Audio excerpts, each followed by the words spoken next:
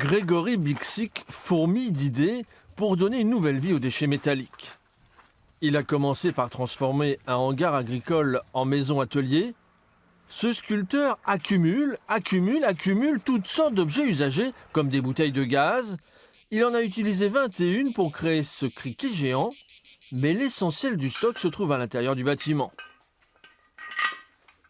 J'ai fait beaucoup de récupération avec mon grand-père et en fait on avait l'impératif de rien jeter à la maison, donc on récupérait toujours des choses à droite à gauche dont on se servait pour faire autre chose ou pour les réparer pour nous. C'est souvent des personnages, des animaux. En général je travaille sur ces thématiques-là, ouais. Des robots quelquefois. Cet ancien bibliothécaire s'est recyclé dans la sculpture de manière totalement autodidacte. Aluminium, laiton, cuivre sont devenus ses matériaux de prédilection. Il doit se rendre à Tarbes pour compléter l'exposition consacrée à ses œuvres.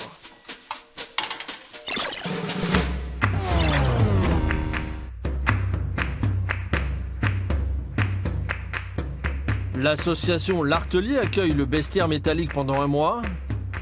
Cette reconversion est un pari audacieux pour l'auteur de toutes ces sculptures en quête d'acheteurs. C'est très aléatoire et pour l'instant j'en vis pas de ce que je fais.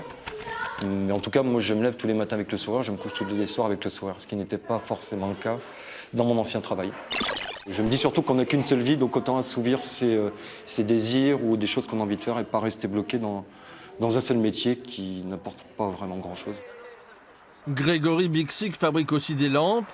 Ce requin est construit sur la base d'un lampadaire de rue. Son travail pose un regard mordant sur le monde des déchets.